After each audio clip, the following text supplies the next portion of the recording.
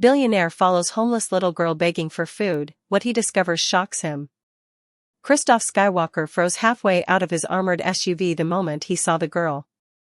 Not because she was small, though she couldn't have been more than 7. Not because she was barefoot on a freezing downtown sidewalk, though she was. Not because she stood between late-night crowds with a cardboard sign clutched to her chest, though the wind nearly tore it from her trembling fingers. No. It was the way she looked straight at him, as if she'd been waiting. "Please, just a sandwich," she whispered to a passing couple who avoided her like she was invisible. Kristoff's pulse snapped tight. Something about her voice, thin, shaking, too practiced in desperation, hit him with a force he didn't understand. Billionaires didn't get gut punches from children. They didn't stop mid-stride and forget where they were headed. They didn't feel heat climb into their throat like guilt. Yet he did. And he hated that he didn't know why. A storm wind whipped around him, carrying the metallic scent of snow and the choking stench of alleyway waste. He wasn't supposed to be here. His security detail had begged him not to walk this block alone. But tonight he'd felt restless, haunted, unable to go back to his penthouse suite without stepping into the cold first. Now he knew why. "Hey," he called out before he could stop himself. The girl's head jerked toward him so fast her tangled hair slapped her cheek. Wide eyes, brown, shining, terrified, locked onto his. Kristoff stepped closer. Her small shoulders tensed like she might bolt. He raised his hand slightly. "I'm not going to hurt you."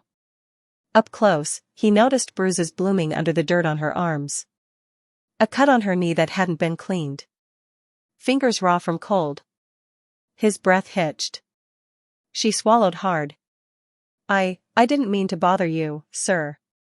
Bother him? The word slammed into his chest.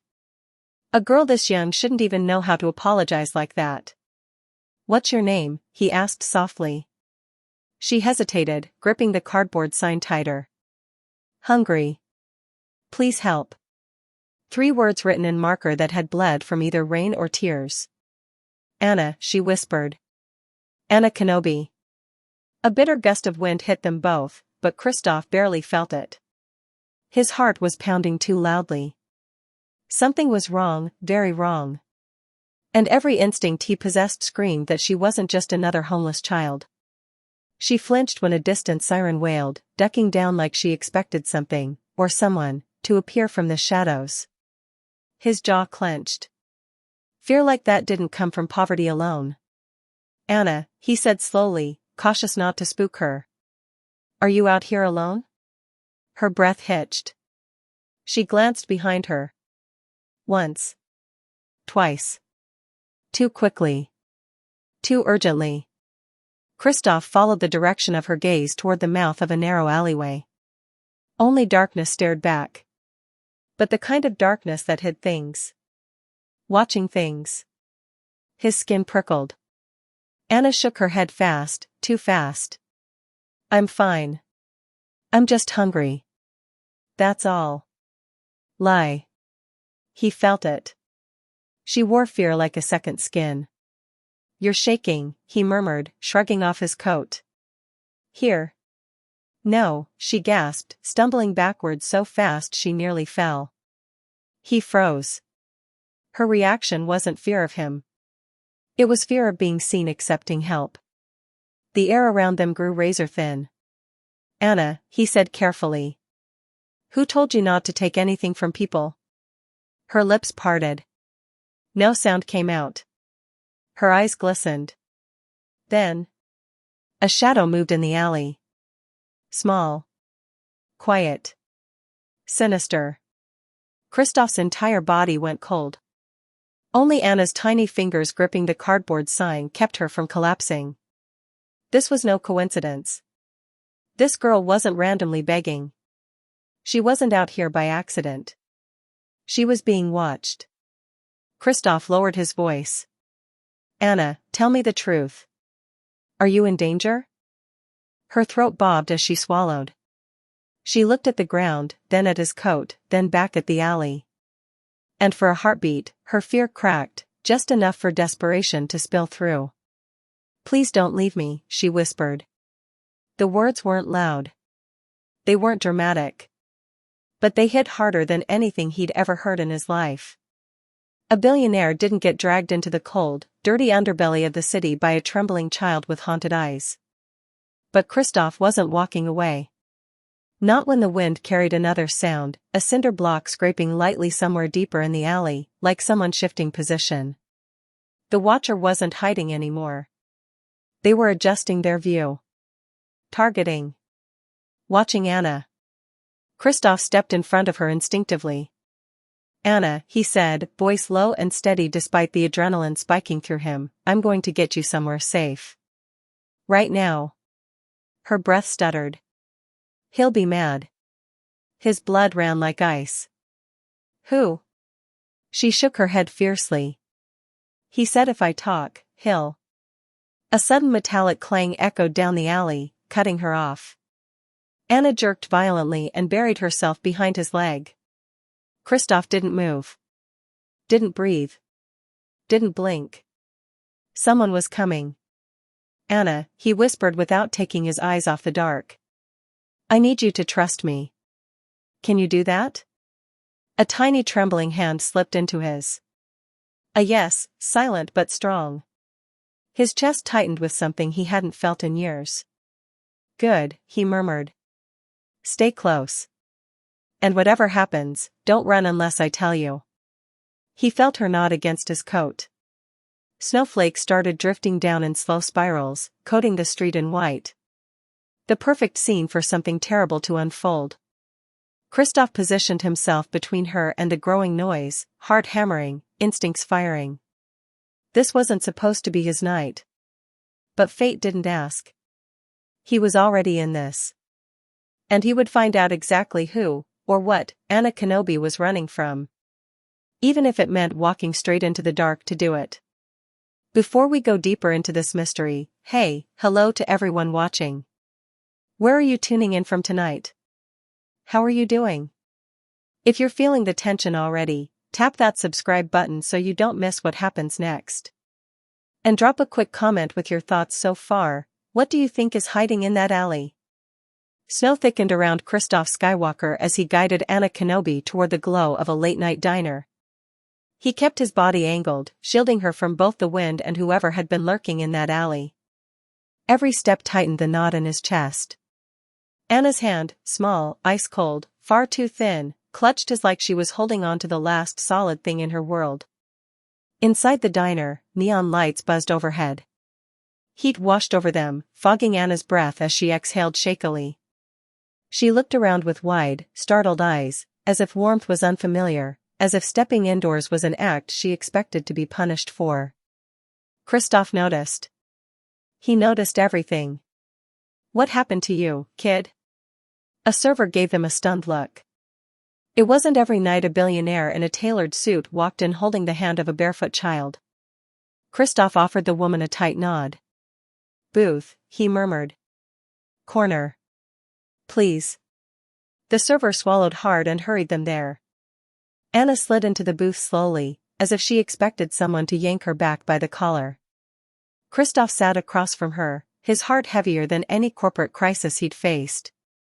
Her eyes drifted to the menu like it was a priceless artifact. You can order anything you'd like, he said gently. She flinched. No, I can't. Why not? He said, her voice caught. He said food is only if I do good. Kristoff froze. A slow burn ignited in his chest. Controlled. Dangerous. Anna, he said carefully, leaning closer, who is he? She pressed her lips together and shook her head. The movement wasn't defiant, it was terrified. He didn't push. Not yet. Instead, he slid the menu toward her. Just tell me what looks good. Her eyes scanned the pictures with a hunger that physically hurt to watch. Finally she whispered, grilled cheese, if that's okay. That's more than okay. She hesitated again. And, soup? Maybe? Just a little. He lifted a hand to the server. 1 grilled cheese, 1 tomato soup, one hot chocolate with extra marshmallows. Then to Anna, and anything else you want. Her face softened with something fragile, hope trying to bloom through fear. But as the server left, her gaze darted to the window. A reflex. A fear. A calculation. Kristoff followed the direction. Only swirling snow. Empty street. No shadows moving. No watchers. Still, Anna shrank into the booth like she expected a hand to reach through the glass and drag her away.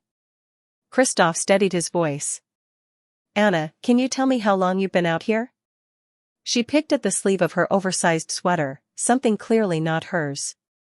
The fabric hung off her like it had been taken from an adult's closet. A while. How long is a while? Her brow creased. Days, maybe weeks? I don't know. He moves us a lot. The knot in his stomach pulled tighter. Us? He echoed. She clamped a hand over her mouth, realizing she'd said too much. Panic drenched her eyes. No, I didn't mean, I'm not supposed, he'll be furious. Kristoff shook his head, voice low, steady. You're not in trouble. Not with me. Her lip trembled. You'll keep me safe? I promise. Something flickered across her face, trust trying to form but held back by too many scars. Kristoff, she whispered cautiously. Why did you stop? Why did you talk to me? His heartbeat thudded once, hard. He didn't know how to answer that. Because something in her face had called to something buried in him. Because he'd recognized a kind of fear he'd once known himself. Because she reminded him of a memory he'd worked his entire adult life to forget. Instead, he said softly, because you looked like you needed someone. Her gaze dropped to her hands, small, bruised, covered in scratches. Nobody ever stops, she murmured. People look away. A server arrived with the food, the steam curling into the air between them. Anna stared at the plate like she was afraid if she reached out, it would vanish. Go ahead, Kristoff encouraged. She picked up the sandwich with shaking hands and took a tiny bite, so small he felt his throat tighten. Then another. Then tears began to slip down her cheeks. Too hot, he asked. She shook her head. I forgot what warm feels like. Kristoff swallowed hard. As she ate, something changed in her posture. The tension in her spine eased slightly. Her breathing steadied. But her eyes still flicked toward every window, every door, every shadow. A child shouldn't know how to scan for danger like that. Anna, he said quietly, I want to help you. But I need to understand what you're running from. Whoever scared you, whoever hurt you, they can't get to you now. She wiped her nose with the back of her hand. He always finds us. Who? She whispered so softly he almost missed it. The collector. A chill rolled through him. The collector? She nodded. He says kids like me don't belong to anybody. That we're lost things. And lost things get collected. Kristoff felt adrenaline slowly tightening every nerve in his body. Anna, how many kids does he have? Her small shoulders collapsed. I don't know. A lot. But he wanted me most. He said I was special. And special things, she swallowed. Special things are worth the most. Kristoff's blood iced over. Worth. This wasn't a random street predator. This was organized. Systemic. Dangerous. And Anna had escaped someone who believed children were currency. He leaned forward. Anna, you're safe now. He can't take you. But she winced at the certainty in his tone. He always takes back what he says he owns. Kristoff reached across the table, palm open, slow and gentle. Anna, you are not something he owns. Her tiny hand trembled before she placed it in his. A silent plea. A silent trust. Their moment was cut by the sharp trill of the diner doorbell. Kristoff turned instinctively. A man had stepped inside, hood low, gloves on despite the indoor heat, posture stiff. He scanned the room. Anna choked on her breath and ducked under the table before Kristoff even saw who she was reacting to.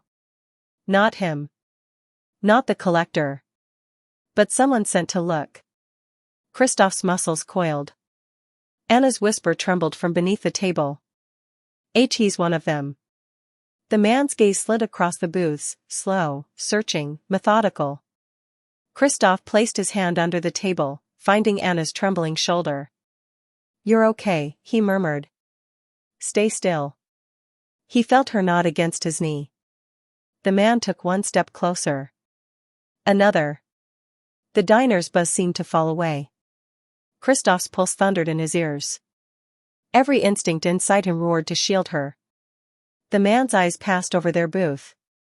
Then snapped back. Recognition.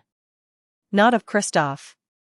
But of Anna's messy hair barely visible beneath the tablecloth. Kristoff moved. He slid out of the booth, rising to his full height. Calm. Controlled. Intimidating. The man hesitated. Kristoff stepped into his line of approach, silent, powerful. Problem? Kristoff asked quietly. The stranger's jaw twitched. Just looking for someone. You're looking in the wrong place. The man's gaze drifted past him again, toward the booth. Kristoff stepped forward, just enough to block the view completely. The man adjusted his gloves. You sure? Kristoff didn't smile. Didn't blink. Didn't waver. Positive. The stranger stared for 3 long seconds. Then turned. Not retreating, repositioning. As he stepped back into the stormy night, Anna crawled out from beneath the table, chest heaving with silent sobs. Kristoff knelt beside her. He found me, she whispered brokenly. They're going to take me back. No, Kristoff said, gripping her shoulders gently. They aren't. You don't understand. Nobody stops the collector. Kristoff looked toward the door, where snow swallowed the stranger's silhouette. A slow, cold resolve burned through his veins. Then he hasn't met me. Her tearful eyes lifted. Kristoff's voice dropped to a promise. I'm not letting anyone take you. Not now. Not ever. The spark of trust returned, small, flickering, but real. And as the storm held against the diner windows, Kristoff realized something. This wasn't charity. This wasn't pity. This was personal. Before we push deeper into the danger, let me ask, what would you do in Kristoff's place right now? Tell me in the comments, and if you're hooked already, make sure to subscribe so you don't miss the next turn this story takes. The moment the hooded man disappeared into the snow, Kristoff felt the atmosphere in the diner shift. Even the hum of the neon lights sounded sharper, like the world was bracing for impact. Anna clung to his sleeve. Not with the desperate fear from earlier, this was something deeper. The kind of terror that lived in a child's bones. Kristoff bent down to her level. Anna. Look at me. Her chin trembled, but she did. You're safe for the moment. I promise you that. But we have to move. Now. Her fingers twisted into the fabric of his suit jacket. I'm slowing you down. Kristoff blinked. That wasn't something a 7-year-old should ever say. Someone had taught her that, burned it into her. Anna, listen. He said the words slowly, deliberately, letting each one sink into the cracks of her fear. You are not a burden. You are not slowing me down. You're the only reason I'm still standing here instead of walking out that door after the man who's hunting you. Her breath caught. But, she whispered, why do you care? His chest tightened. He could have given her the easy answer, to protect a child, to do the right thing. But the truth was messier. Darker. More fragile. Because he knew what it was like to be trapped in someone else's control. Because he knew what it meant to run with no one coming after you. Because he had once been the child nobody saved. But he didn't say any of that. Instead he said, because you deserve someone who does. Her eyes glistened, shining with disbelief. Kristoff rose and pulled out his phone.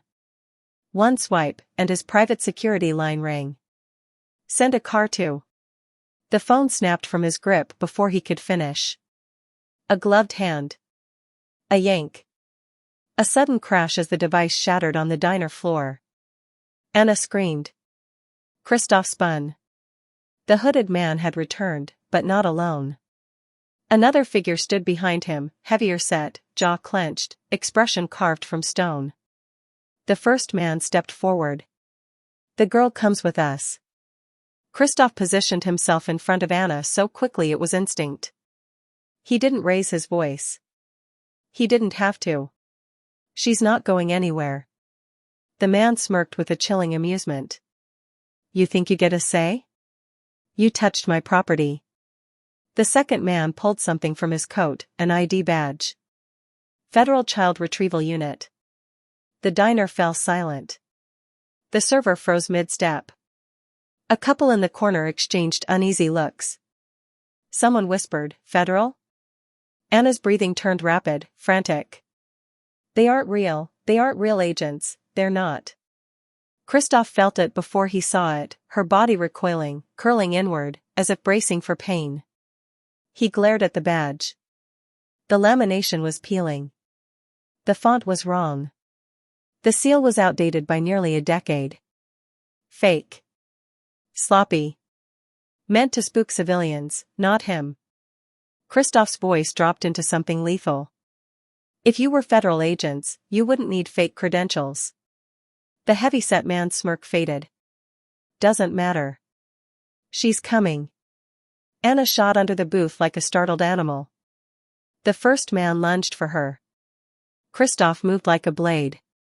He caught the man's wrist mid-reach, twisted sharply, clean, precise. The man grunted in pain as Kristoff forced him back. The second man stepped forward, right hand slipping beneath his coat. Gun.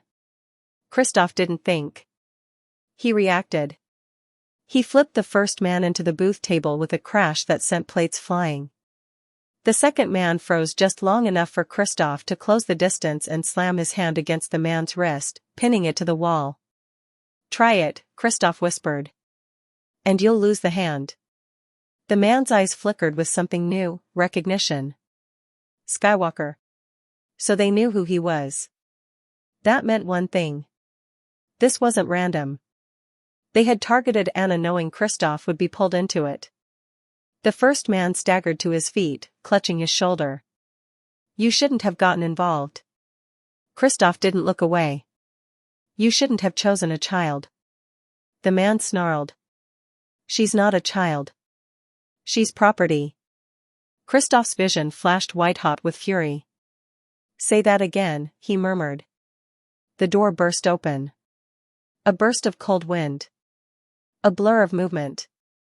A third figure entered, this one larger, faster, angrier. Anna screamed Kristoff's name.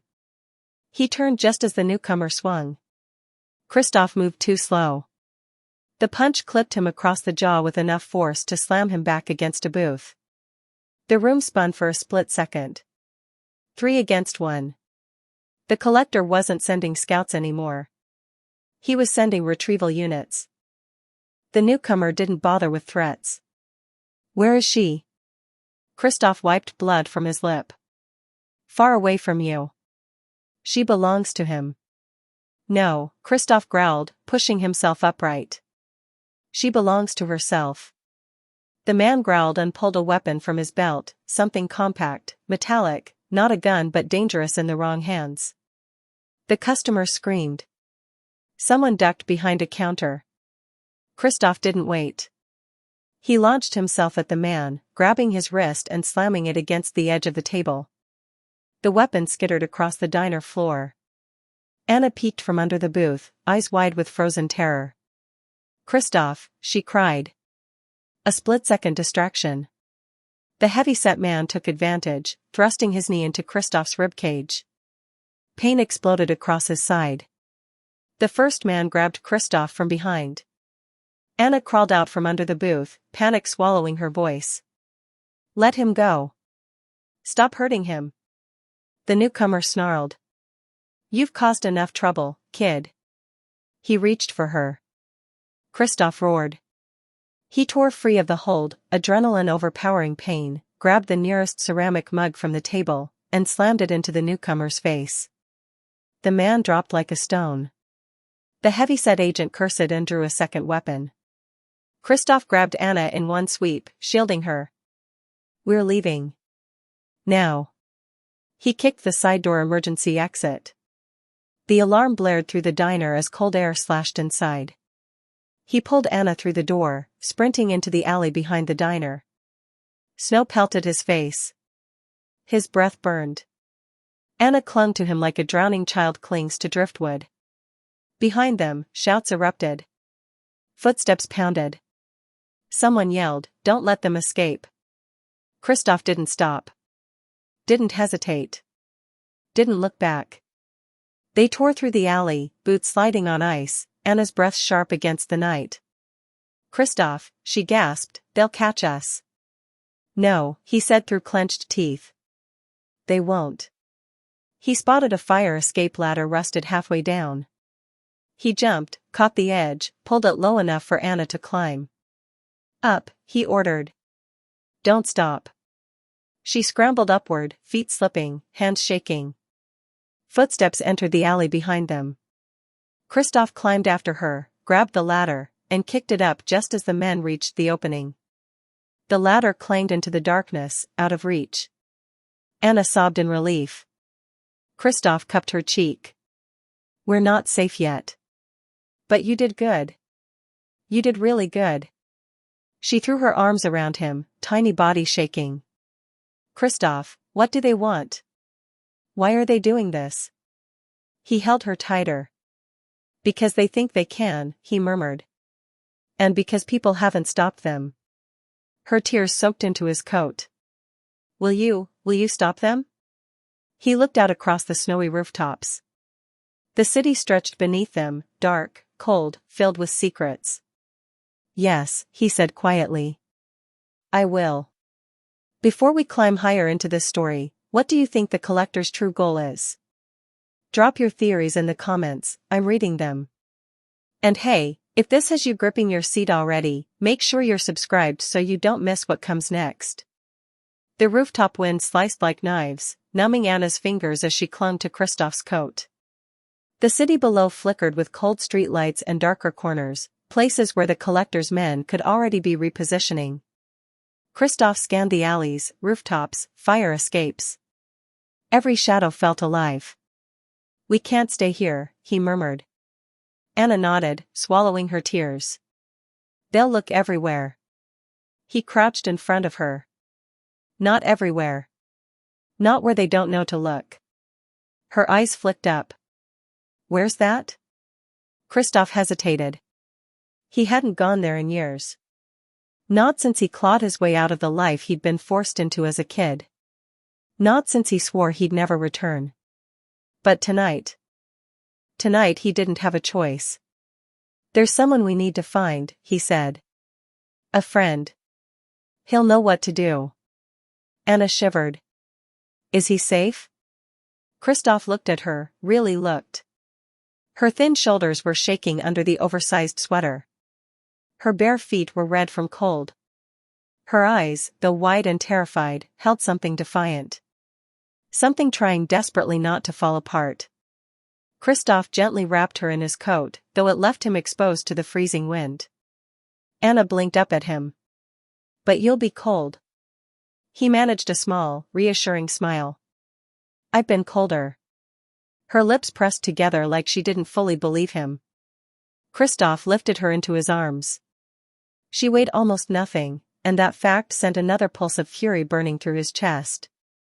He moved quickly across the rooftop, boots crunching in fresh snow. At the far edge, a metal door led to a stairwell. He kicked it open. The stairwell lights flickered, cheap bulbs, buzzing weakly. Far below, a door slammed. Voices echoed upward. Kristoff stiffened. Anna clutched him tighter. Is it them? Not yet. But close. He took the stairs two at a time, whispering, quiet, Anna. Don't make a sound. She buried her face into his shoulder. Floor after floor blurred past. When they reached the lobby, Kristoff slowed. The glass entrance exposed the street outside, empty for now. But not safe. Stay with me, he whispered. They slipped into the night, leaving the apartment building behind. Kristoff kept to back streets, moving through shadows, knowing full well they were not alone in them. Anna tugged his sleeve. Kristoff, who is your friend? He exhaled slowly. A man named Flynn Cortez. Anna blinked. Flynn? Like, from the movies? Kristoff almost smiled. Not quite. He's smarter. But, is he nice? Not always. Kristoff looked straight ahead, jaw tight. But he's loyal. Anna's grip tightened. Loyal is good. Yeah, Kristoff said. It is. They continued deeper into the industrial district, where abandoned factories, shipping yards, and rusted warehouses made perfect hiding places. Perfect hunting grounds, too. They reached a long-forgotten textile mill. Its windows were shattered, its roof sagged from time. A half-broken sign swung in the wind like a warning. Kristoff set Anna down. Stay behind me. No matter what. Her small voice trembled. Okay. He knocked twice on the metal door, paused, then knocked once more. Silence. Then. A sliding sound.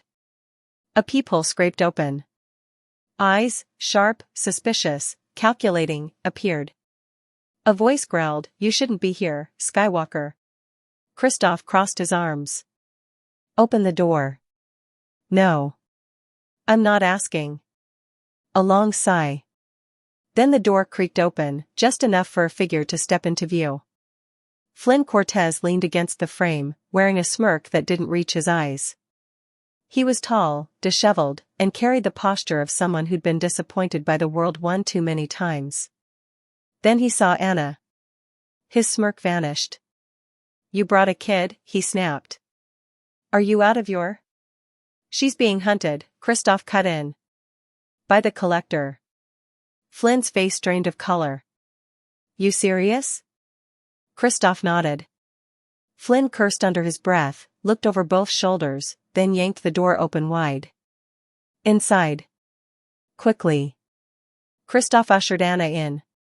As soon as the door slammed shut behind them, metal bolts slid into place. Flynn flicked on a hanging light bulb. Anna instinctively hid behind Kristoff. Flynn raised his hands. Kid, I'm not gonna bite. Kristoff narrowed his eyes. Flynn. Be gentle. Flynn groaned skyward. Why does everyone assume I'm the problem? Because you usually are, Kristoff deadpanned. Flynn muttered something inappropriate before turning serious. All right. Start talking. Kristoff summarized everything, finding Anna on the street, the men at the diner, the fake federal IDs, the rooftop escape.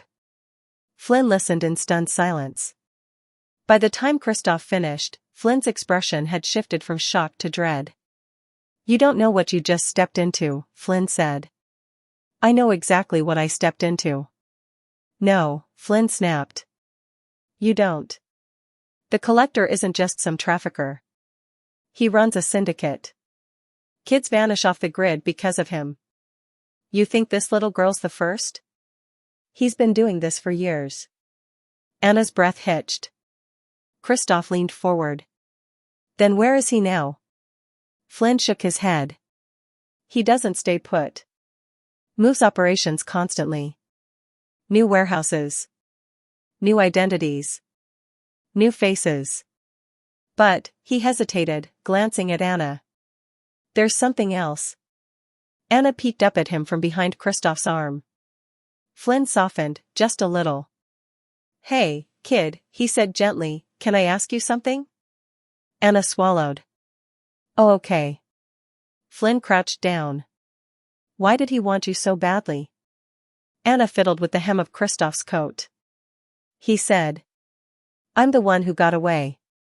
Kristoff stiffened. Meaning she escaped once before. Flynn met his eyes. Meaning she's seen something. Something he can't let her talk about. Anna shook her head fast. I didn't mean to. He told me not to see, I didn't want to, I just. Kristoff knelt in front of her, cupping her cheeks gently. Anna. Breathe. She tried, but it came out shaky and thin. It's okay, Kristoff murmured. You can tell us when you're ready. Not before. Anna nodded and leaned into his shoulder. Flynn exhaled hard. Skywalker, you understand what this means, right? If she knows something big, the collector isn't going to stop. He'll throw everything he's got at you. Kristoff rose slowly. Then I'll throw everything back. Flynn shook his head with exasperated affection. Same old Kristoff. Always ready to punch the devil in the teeth. Before Kristoff could respond, a loud crash shook the warehouse. Anna froze. Flynn paled. They found us. The lights flickered. Dust fell from the ceiling. Kristoff grabbed Anna's hand. Flynn grabbed a metal pipe. Side exit, he hissed. Go, go, go. Anna stumbled as Kristoff pulled her toward the back of the warehouse. Flynn hit a panel, revealing a hidden escape tunnel. Anna's breath trembled. Will they get in? Kristoff didn't sugarcoat it. They'll try. The metal door at the front of the warehouse rattled violently. Flynn shoved them toward the tunnel. I'll hold them off. Kristoff shook his head. No. You're coming with us. Skywalker. I'm not losing you too. Flynn froze, startled. It was the closest thing to a confession Kristoff had ever given him. But before he could answer, the front door tore off its hinges. A booming voice echoed inside the warehouse. Bring me the girl. Anna whimpered. Kristoff swept her into his arms. Flynn, move. Flynn didn't argue again. He slammed the tunnel door shut behind them just as footsteps thundered into the warehouse above them. The tunnel was dark, narrow, dripping with cold condensation. Anna clung to Kristoff, trembling violently. Kristoff, she whispered. What if they catch us? He kissed the top of her head without thinking, a protective instinct he didn't recognize until it happened. They won't, he said. Not while I'm alive. Flynn grabbed a flashlight and ran beside them. We've got maybe 10 minutes before they breach that door. We need a plan. Fast. Kristoff looked down at Anna, her fear, her exhaustion, her tiny hope clinging to him. We're done running, he said. Next time they show up, we fight. Anna's voice was barely a breath. Will we win? Kristoff tightened his arms around her. Yes, he whispered. Because I'm not losing you. Not to them. Not ever. Before we confront what's waiting in the next tunnel, tell me, what do you think Anna saw? Drop your theories in the comments.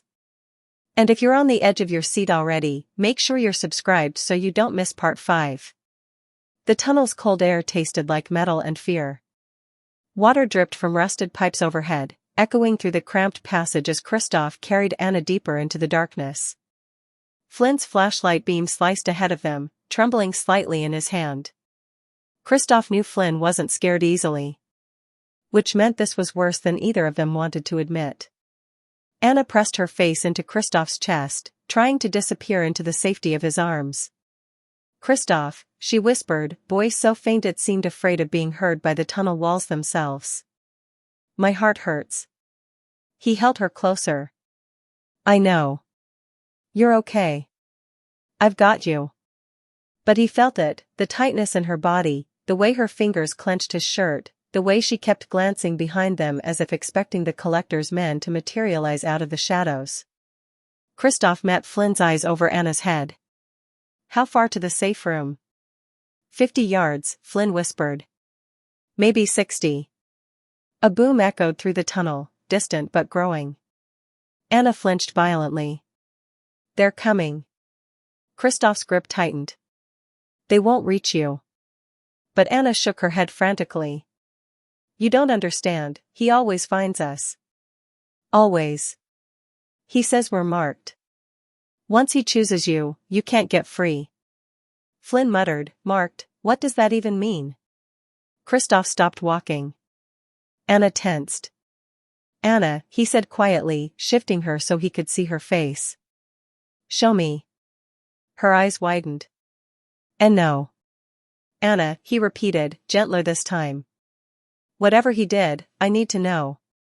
Tears filled her lashes. He said, if I show anyone, he'll hurt them. Worse than he hurt me. Kristoff's jaw locked with cold fury. He won't hurt me. You don't know what he can do.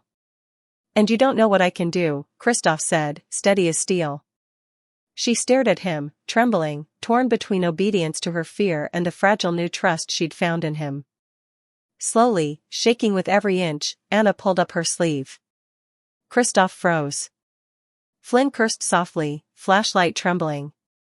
2 inches beneath the inside of her elbow was a symbol burned into her skin, not ink. A brand. A circle with 3 intersecting lines. Precise. Deliberate. Permanent. Kristoff's breath left him. Flynn whispered, oh God. Skywalker, that's. I know what it is. Kristoff's voice was barely controlled. The mark of acquisition. Anna flinched. He said it means I'm his. Forever. Kristoff swallowed a surge of emotion that threatened to break him. No one owns you, he said, voice low, fierce, trembling with barely contained rage. No one. Anna's tears spilled over. Then why does it hurt all the time? Flynn stepped closer, eyes narrowing as he examined the brand without touching it. Because it's not just a mark. The collector's brands, they're tracking sigils. Anna's sob caught in her throat. Tracking? Flynn nodded grimly. Not electronic. Chemical. They react to certain compounds his men spread in the air during retrieval operations. When the brand heats up, it means they're closing in. Anna's breath erupted in terrified gasps. I didn't want it. He held me down. He said I was perfect. Kristoff dropped to his knees in front of her, pulling her into his arms as she clung to him like a drowning child. Anna. His voice cracked. You are not perfect because he branded you. You are perfect because you're you. She sobbed softly, shoulders shaking. Kristoff pressed his forehead to hers. And I swear to you, I will remove that mark. I will free you from him. She trembled. You can't. He said it's forever. Flynn ran a hand through his hair. It can be removed. But only by destroying the facility that created it. Otherwise, the tracking stays active. Kristoff's eyes burned with resolve. Then we destroy the facility. Flynn stared at him. Skywalker, that place is a fortress. It's where he brands the kids. It's where he processes them. Anna whimpered. Kristoff lifted her chin gently. Anna. What did you see in that place? What is the collector so afraid you'll tell? She shook her head violently. No, I'm not supposed, he'll kill you. Anna. Kristoff's voice softened into something warm, protective, unshakable. Nothing you say can hurt me. But staying silent, that hurts you. She squeezed her eyes shut. Her voice came out in broken pieces. He said kids like me are valuable, because we remember things other kids forget. We see things other people miss. We listen. Kristoff felt the hair rise on his arms. Flynn stepped closer. What did you hear, Anna? Anna opened her eyes, and for the first time, there was no fear in them. Only sorrow. I heard where he takes the other kids, she whispered. All of them. The ones who don't come back. Kristoff felt every muscle in his body turn to stone. Flynn's face drained. Anna, where? Her lips trembled. The old shipping yard on the East Pier. The big warehouse with no windows. I saw him take 3 kids there. They didn't come out. Kristoff's heartbeat slammed like a hammer. Flynn grabbed Kristoff's arm. Skywalker, we need backup. That place isn't just his HQ. It's his auction site. Anna clapped her hands over her ears. Stop. Stop. I don't want to hear it. I don't want to remember. Kristoff scooped her up, holding her as she sobbed into his shoulder. You're safe, he whispered, voice thick. You're safe, Anna. You're safe. Flynn swallowed hard. Kristoff, if she's telling the truth, if that's really where he keeps the others, then we're not just helping her. We're taking down the entire network. Kristoff stood slowly, Anna wrapped around him like a terrified koala. We'll take him down, Kristoff said. We'll destroy everything he built. And we'll free every child he's ever touched. Flynn exhaled in disbelief. That's a war you're asking for. Kristoff's eyes darkened. Then it's a war he'll get. A thunderous boom shook the tunnel. Anna shrieked and buried her face against him. Flynn whipped around. They breached the warehouse. They're in the tunnel. Kristoff held Anna tight. Flynn, run. Flynn hesitated. Skywalker. Run. Flynn sprinted ahead. Kristoff followed, clutching Anna as she trembled in his arms. Behind them, boots pounded the metal flooring.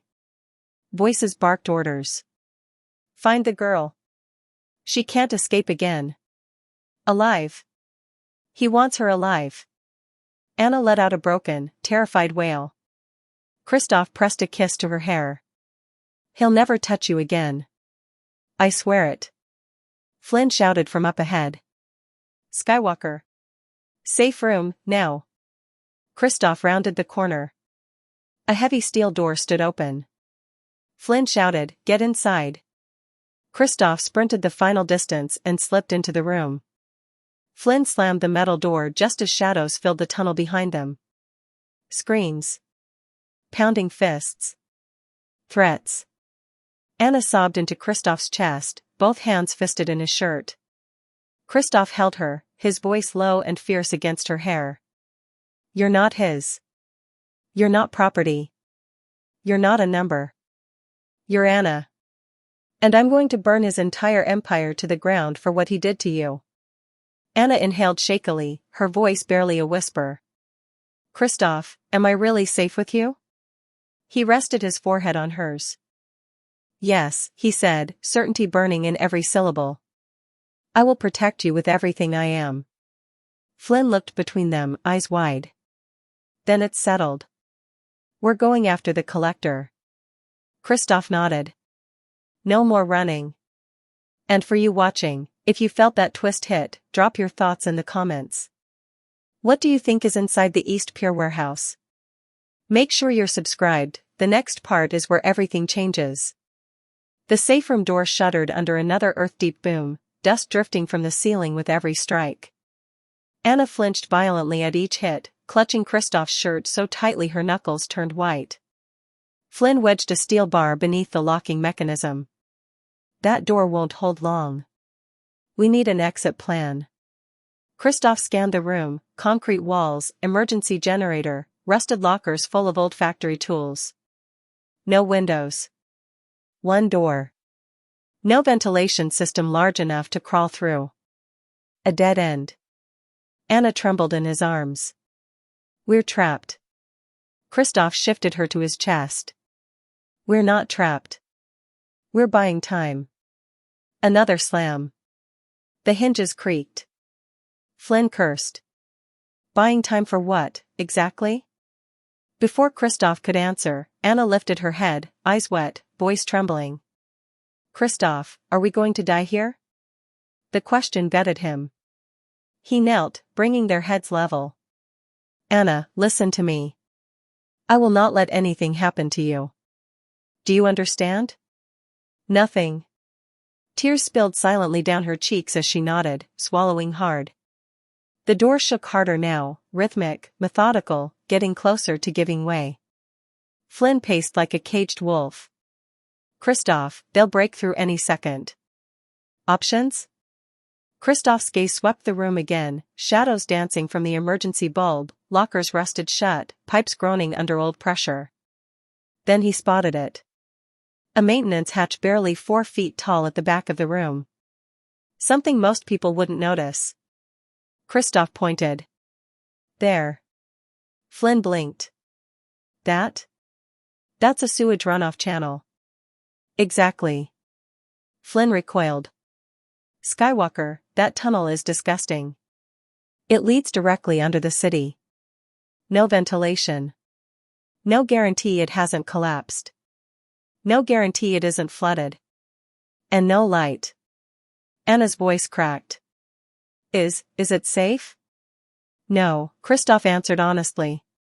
But the men behind that door are worse. As if to underscore the point, the slams intensified, now accompanied by metal tools scraping the lock. Cut through it, someone barked. Hurry! Anna whimpered. Kristoff lifted her chin gently. I need you to be brave for a little longer, okay? Her lip trembled. Are you scared? Kristoff hesitated. Then he told her the truth. Yes. I'm scared. Her eyes widened. But, he continued, fear doesn't stop you from protecting the people you love. Anna froze. The word hung between them. Love. Not romantic. Not dramatic. But the fiercest, purest kind he'd felt in years.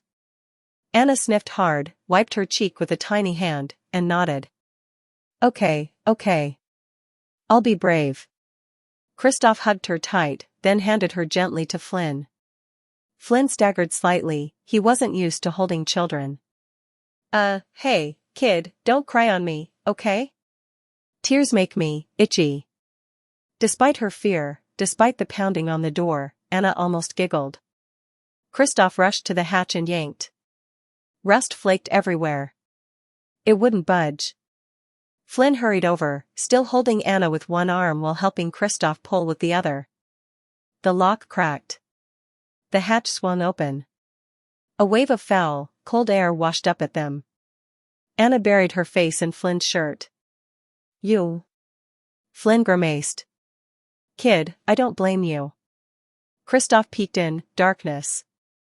Absolute. The tunnel curved downward, disappearing into pitch black unknown.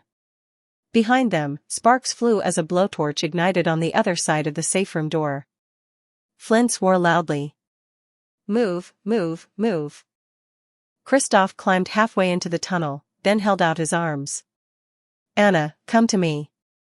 Flynn hesitated only a split second before passing her carefully. Anna whimpered as the cold, damp walls brushed her skin. It's so dark. Kristoff positioned her in front of him, hands resting on her shoulders. I'm right here. One hand on the wall. Follow my footsteps. Flynn climbed in last, sealing the hatch behind them. Instant darkness swallowed them. Anna gasped. Kristoff? His hand immediately found hers. I'm here. Flynn flicked on a small emergency flashlight, dim, flickering. What a lovely place. Truly. 5-star accommodations. Anna shivered. Is this where kids go when they're bad? Kristoff tightened his grip around her. No. This is just a tunnel, nothing more.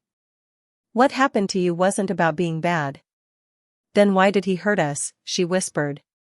Flynn and Kristoff exchanged a long, heavy look.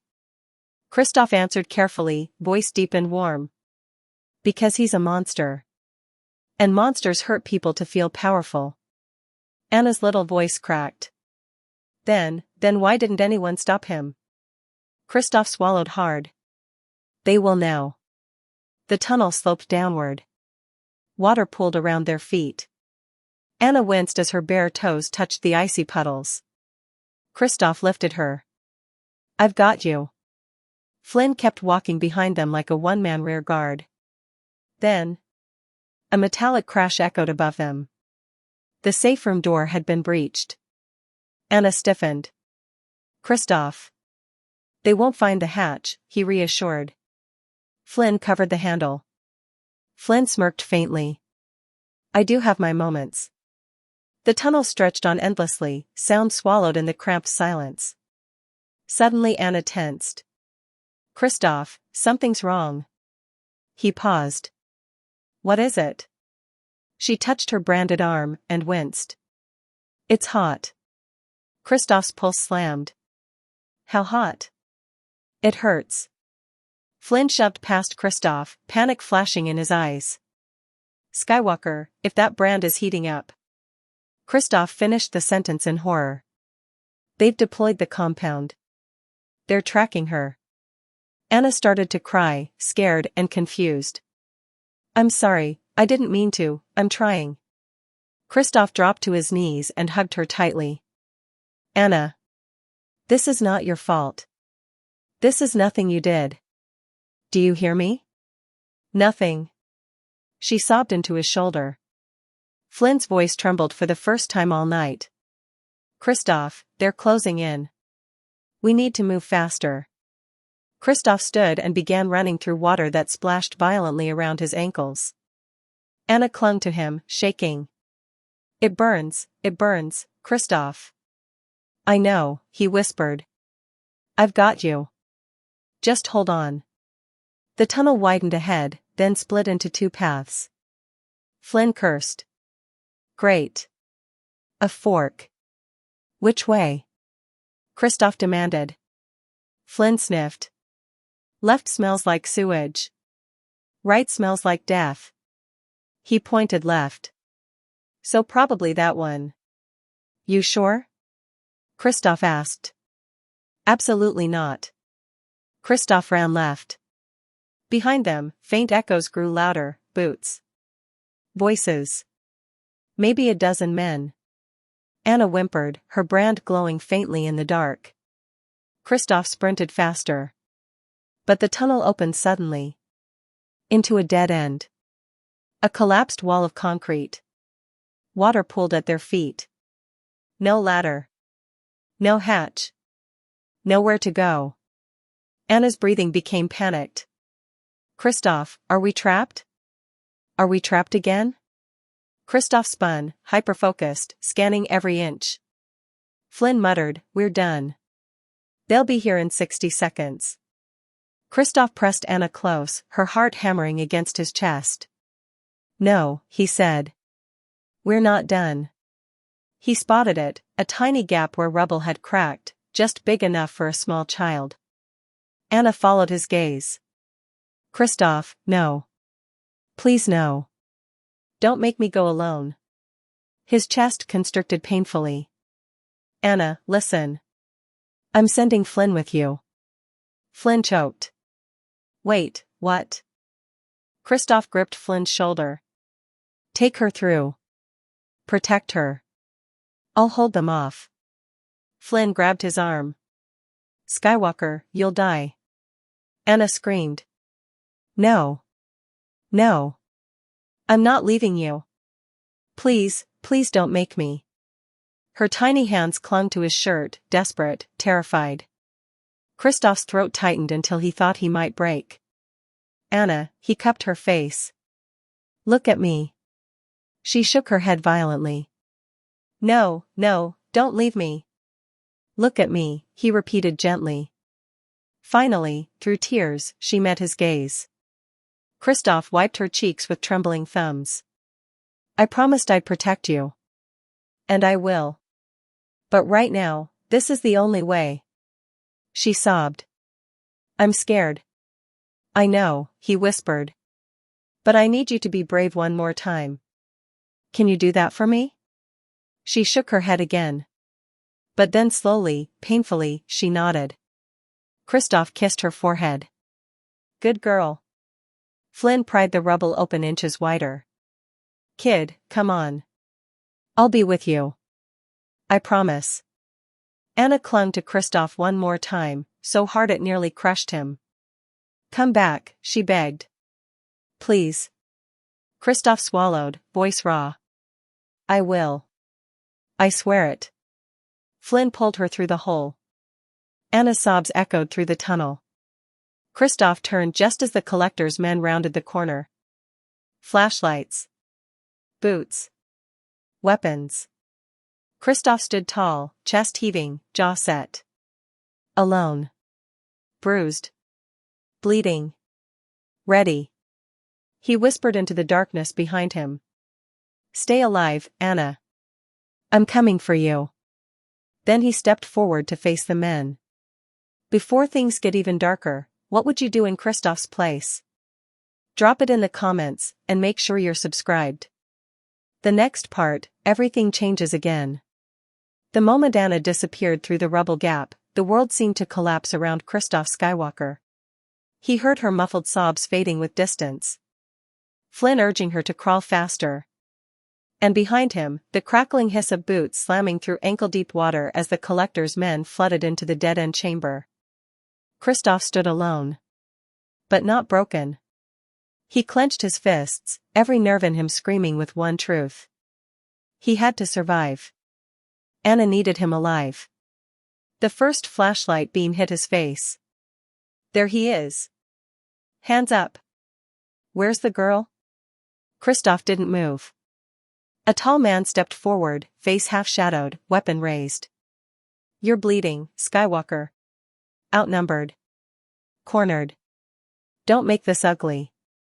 Kristoff cracked his neck once. This already is ugly. The man smirked. Then you know what happens next. Yes, Kristoff murmured. I do. So when the man lunged, Kristoff was ready. He shifted weight, low, precise, using the water as an advantage rather than a hindrance. The man swung, Kristoff ducked beneath, snatched the weapon, and yanked him forward, slamming him into the wall with bone-jarring force. Another attacker rushed in. Kristoff pivoted, blocked the strike with a forearm, elbowed him in the throat, then sent him sprawling into the rubble. 3 more advanced. Kristoff exhaled slowly. Anna. Flynn. Stay alive. Then he moved like a storm. But numbers mattered. Strength mattered. Fatigue mattered more. A pipe cracked across his back. He stumbled. Another fist clipped his jaw. Someone grabbed his arms, trying to pin him. Kristoff roared and threw the man off, but fists kept coming. Boots splashed. Grunts erupted. His muscles burned. His breath tore hot through his lungs. He was losing ground. Then he heard it. A tiny echo. Distant. Fragile. Kristoff, please, come back. Anna's voice. His entire body surged. Kristoff drove an elbow into the nearest attacker's ribs. The man folded instantly. Another tried to tackle him. Kristoff caught him by the jacket and hurled him into the stagnant water, knocking 2 others down with him. But exhaustion dragged at Kristoff's limbs. He couldn't keep this pace. Not alone. A gun cocked behind him. End of the line, Skywalker. Kristoff froze. Water dripped from the ceiling. His heartbeat thundered. The tunnel went silent. Not like this. Not when Anna was waiting for him. He turned slowly. And saw the man's finger tighten on the trigger. Then. A metal clang shattered the tension. Something whizzed through the tunnel, striking the gunman in the temple. The gun clattered into the water. What the? Kristoff blinked. The weapon on the ground was familiar. Not the gun. The thing that hit the man. A wrench. Footsteps echoed behind the men. And then. Flynn Cortez burst into view, panting, soaked, furious, wielding another rusted tool like a club. You lay one more finger on him, Flynn snarled, and I swear I'll turn this whole tunnel into a graveyard. 4 men spun toward him. Kristoff's heartbeat stumbled. Flynn, he breathed. Flynn cracked the wrench against his palm. What, you think I'd actually leave you behind? I'm reckless, not heartless. A sob caught Kristoff off guard. But there was no time. The remaining attackers split, half toward Flynn, half toward Kristoff. Flynn shouted, "Kid's safe. She's up ahead with a tunnel opening. But she's crying for you, man, you need to move." The words hit Kristoff harder than any punch. Anna is safe. Anna is waiting. Anna is crying for him. Strength reignited like fire through his veins. Kristoff charged. This time, he and Flynn moved like two halves of the same fury, Kristoff taking the left flank, Flynn the right. Water splashed violently. Metal cracked bone. Shouts echoed. And then? Silence. Bodies groaned on the ground. No one stood except Kristoff and Flynn. Flynn heaved for breath. "You good?" Kristoff wiped blood from his lip. "No. But I'm alive." Flynn clapped a hand on his shoulder. "Let's fix that kid's heart before she bursts from panic." Kristoff didn't hesitate. They sprinted toward the rubble gap. Kristoff dropped to his knees, shoving aside loose concrete, ignoring the pain ripping through his ribs. "Anna," he called, voice echoing through the narrow space. A tiny gasp answered. Then, a faint, trembling whisper. "'Kay, Kristoff?" His heart cracked. "It's me," he breathed. "I'm here. I'm okay." Flynn cleared more debris, widening the exit. "Kid. It's clear." Kristoff squeezed through first. The other side wasn't much better, another narrow tunnel, darker, colder, but at the far end, in the weak glow of Flynn's flashlight, Anna sat curled in a ball, hands pressed over her ears, rocking gently as silent sobs shook her tiny frame. Kristoff's soul shattered at the sight. "Anna." Her head flew up. "Kristoff." She bolted toward him, bare feet splashing, arms outstretched, tears streaking down her dirt-covered face. He caught her mid-sprint, lifting her off the ground as she clung to his neck, sobbing into the crook of his shoulder. "You came back, you came back, you came back." Kristoff held her like she was the most precious thing in the world. Because she was. He kissed the top of her tangled hair. "I told you I would. I promised." She pulled back just enough to look at him, eyes shining with raw emotion.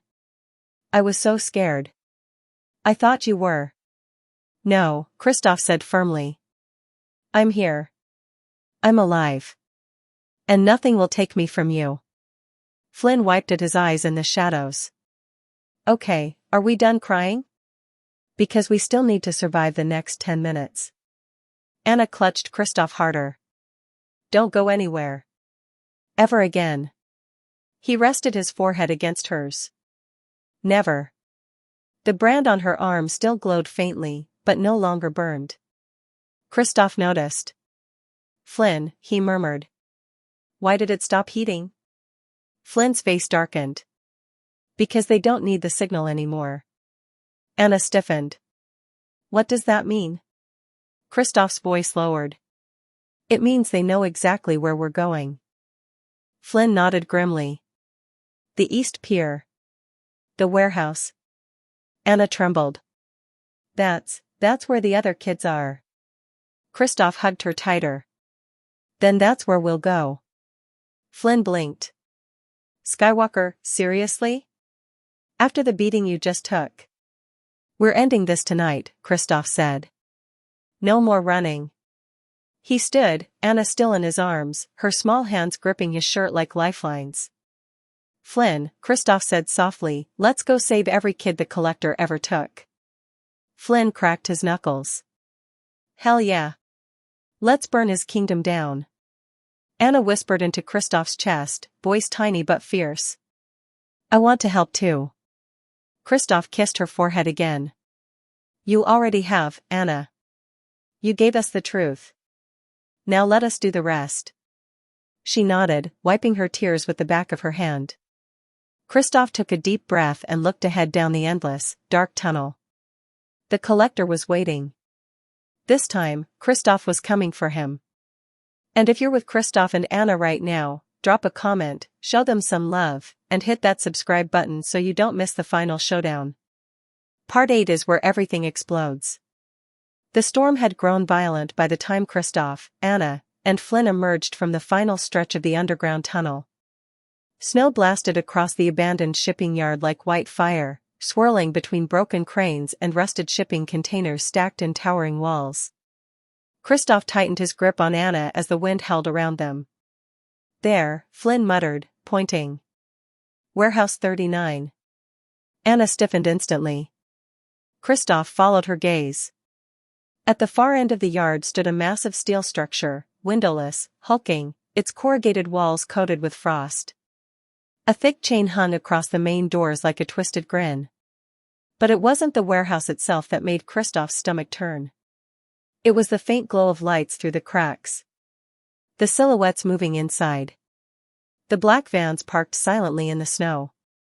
The faint echo of crying. Flynn muttered a curse. Auction night. Of course it's tonight. Anna buried her face in Kristoff's coat. This is where he takes them. Kristoff held her tighter. Not anymore. Flynn unslung the rusted metal pipe he'd kept since the factory. You really ready for this? Kristoff scanned the perimeter, 2 armed guards at the loading dock, another patrolling the roof, and likely many more inside. Dozens of kids, if Anna's information was right. A fortress of shadows. A nest of monsters. But his voice didn't shake. Yes. Tonight, this ends. Anna looked up at him, frightened but steady. Kristoff, you'll come back for me, right? After? He cupped her cheek, brushing a tear from her lashes. Anna, I'm not leaving your side. Ever. We go in together. We leave together. Flynn glanced sharply. Whoa, bringing her inside? Kristoff. She's safer with me, Kristoff said.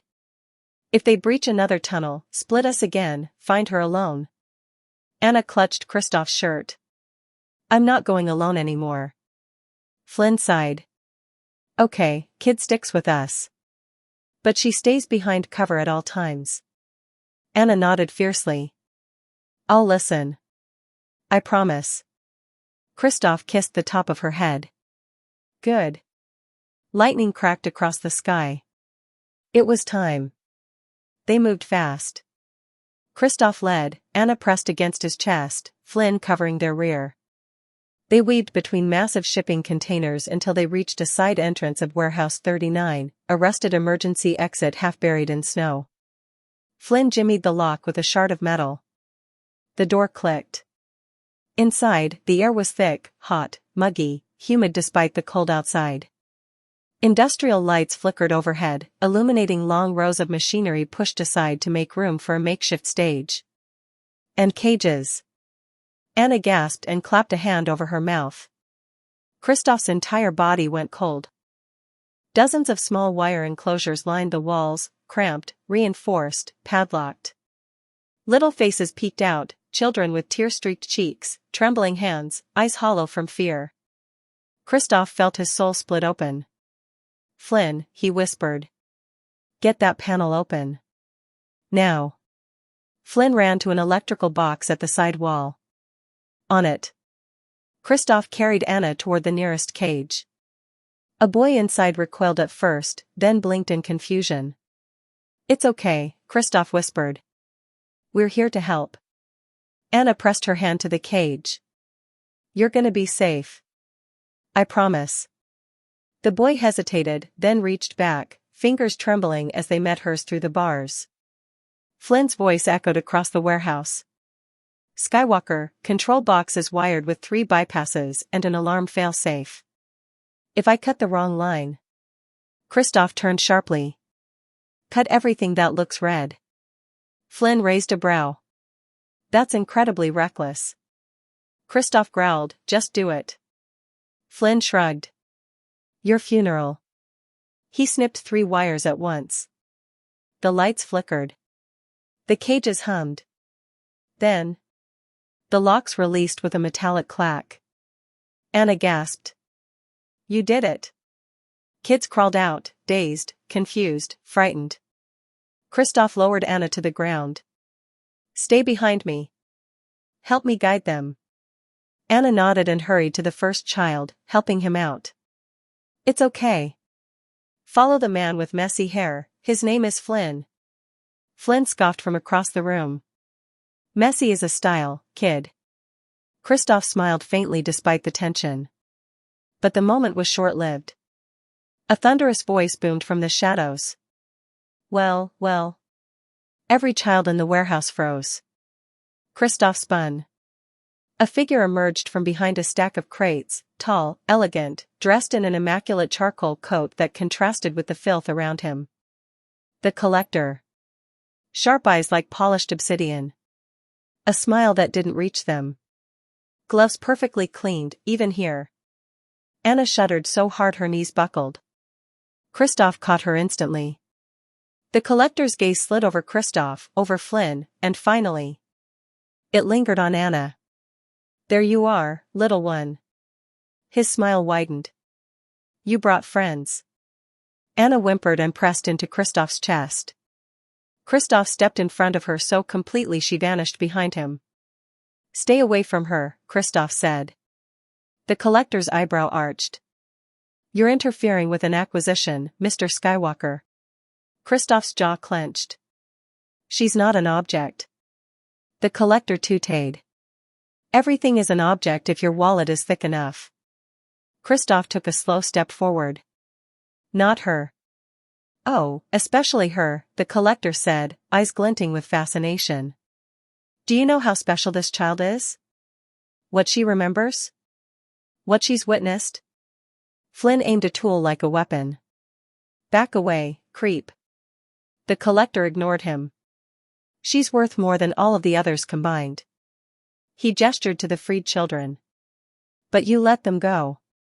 A shame. They were tagged for shipment.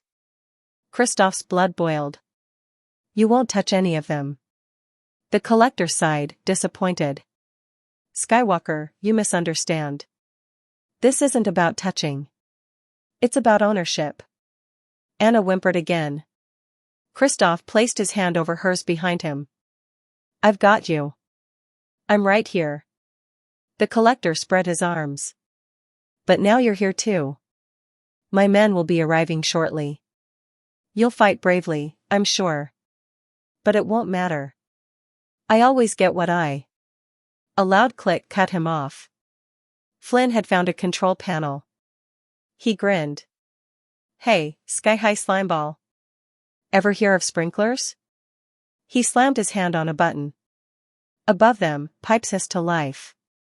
White vapor shot from the ceiling in a thick, fog-like burst. But it wasn't water. It was steam, dense, blinding, burning hot. The collector cursed, stumbling back. You fool. Kristoff. Flynn yelled. Go. Kristoff hoisted Anna and ushered the children toward the emergency exit. Everyone stay close. Run straight, don't look back. Children scrambled around him, coughing, crying, but moving. Behind the thick fog, the collector bellowed. Stop them. Footsteps charged.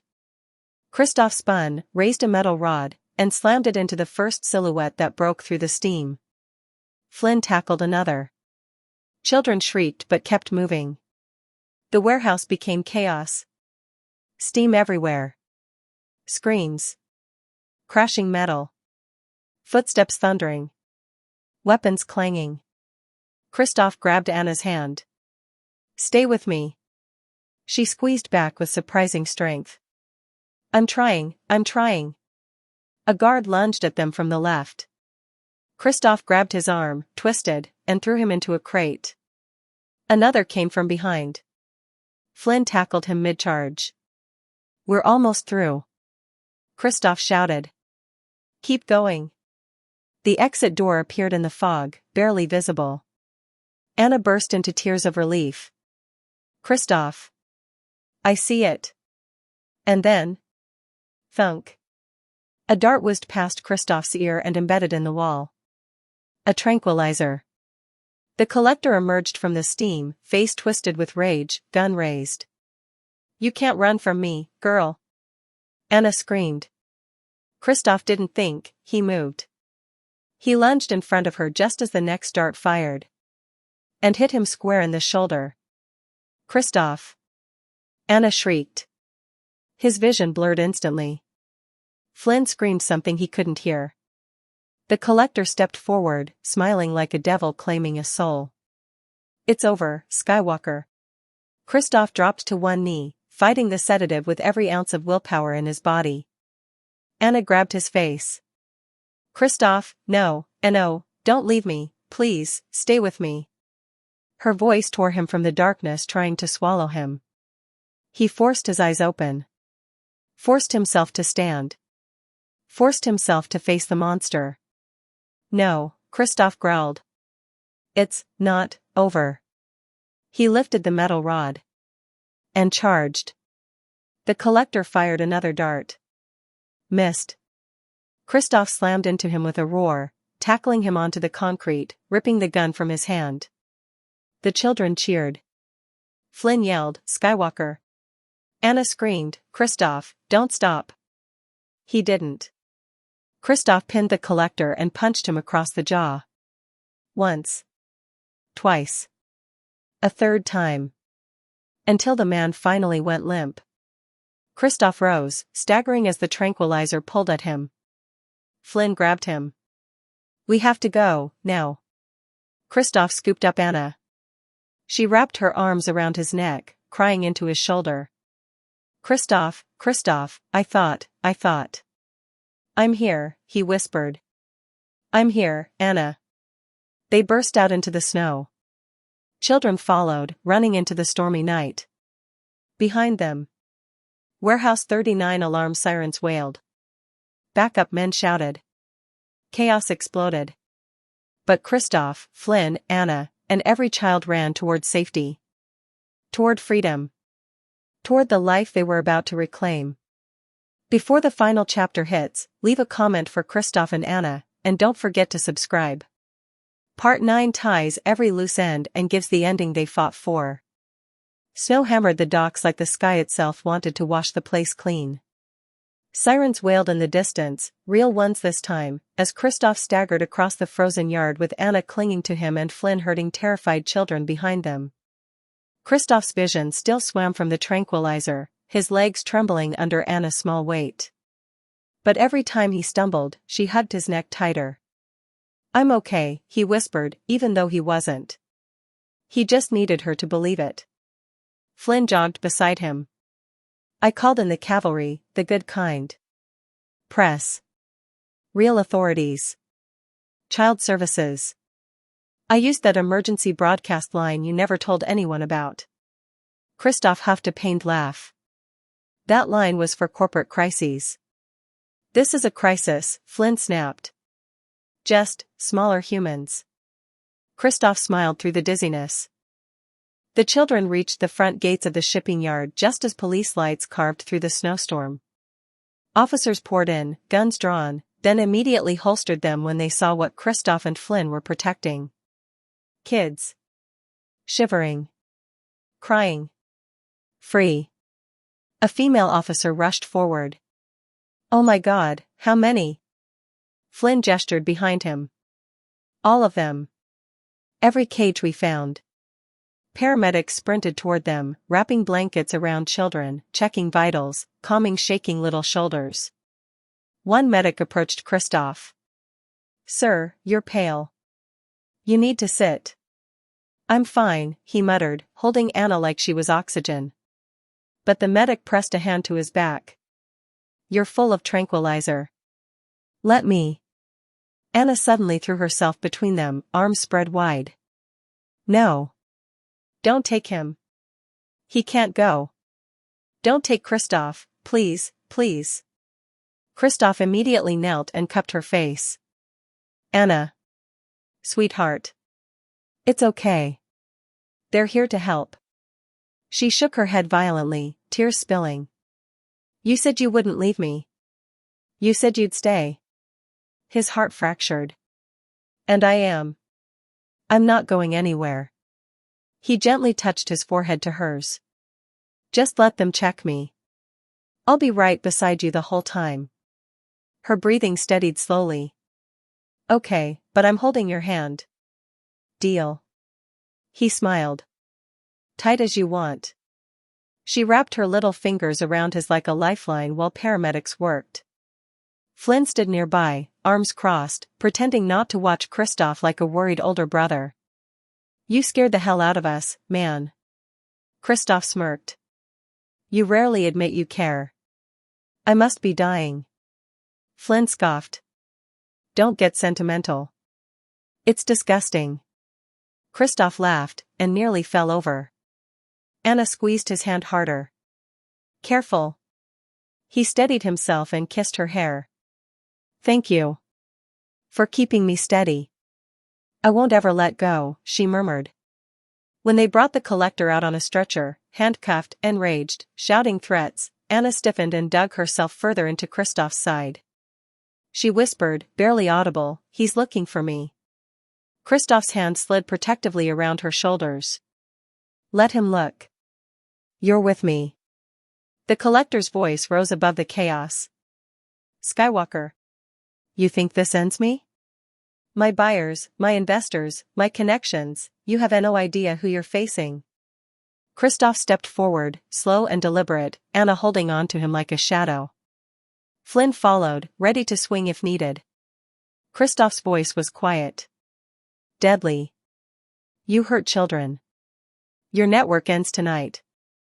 And the world will know exactly who you really are. The collector snarled. She belongs to me. Anna flinched. Kristoff's expression didn't break, but his voice turned to ice. No. She belongs to herself. Officers shoved the collector into a van, ignoring his screams. Anna watched until the door slammed shut. For the first time, she exhaled like she'd been drowning for years. Kristoff knelt so they were eye level. Snow collected in her hair like silver dust. It's over, Anna. She blinked up at him. Really? He brushed a tear from her cheek. Really? She didn't say anything, just launched herself into his arms, nearly knocking him backward. I love you, Kristoff. The words came out raw, overflowing, trembling. Kristoff hugged her tighter than he'd ever hugged anything in his life. His voice cracked when he answered. I love you too, Anna. Flynn looked away, pretending snow got in his eye. Hours later, inside a warm precinct office, Anna sat wrapped in 2 blankets, clutching a hot cocoa as if it were her new life. Kristoff sat beside her, still holding her hand. A kind social worker knelt in front of Anna. Sweetheart, we're going to make sure you're placed somewhere safe. Somewhere full of love. You'll never go through anything like this again. Anna nodded politely, but her hand squeezed Kristoff's so hard it shook. Does safe mean away from Kristoff? The social worker hesitated. Well, he's not exactly. Anna's breathing quickened. Tears brimmed instantly. No, no, no, please don't take me away from him, he saved me, he loves me, I love him, please, please, I can't lose him, she broke into hysterics, shaking violently. Kristoff pulled her into his arms immediately. Anna, hey, shhh, it's okay, look at me, look at me. She sobbed into his chest. I don't want to leave you, please, don't send me away. Kristoff looked up at the social worker, determination flooding every inch of him. I'll take full custody. The room froze. Flynn's head snapped up. Wait, what? Kristoff stroked Anna's hair softly. I'm not letting her go into a system that failed her. She deserves a home. Stability. Someone who cares. And she already chose me. Anna sniffled and looked up at him with wet, hopeful eyes. Really? He smiled softly. Really? The social worker blinked. Mr. Skywalker, you're a billionaire CEO with no parenting experience. I'll learn, Kristoff said. She's worth it. Anna wrapped her arms around his neck, face buried in his collarbone. Please let me stay with him, please. The woman's expression softened. We'll begin the paperwork immediately. Anna froze, then sobbed again, but this time with relief so strong she shook with it. Kristoff kissed her forehead. "You're home now, Anna." A week later, paperwork complete, investigation underway, news networks exploding with the story, Kristoff carried Anna into his penthouse for the first time. She looked around, stunned. Marble floors. Warm lights. Soft rugs. A fireplace already crackling. And a brand new room down the hall with her name on the door. Her lip trembled. Is this all for me?" Kristoff knelt and took her small hands in his. "Everything I have is yours now."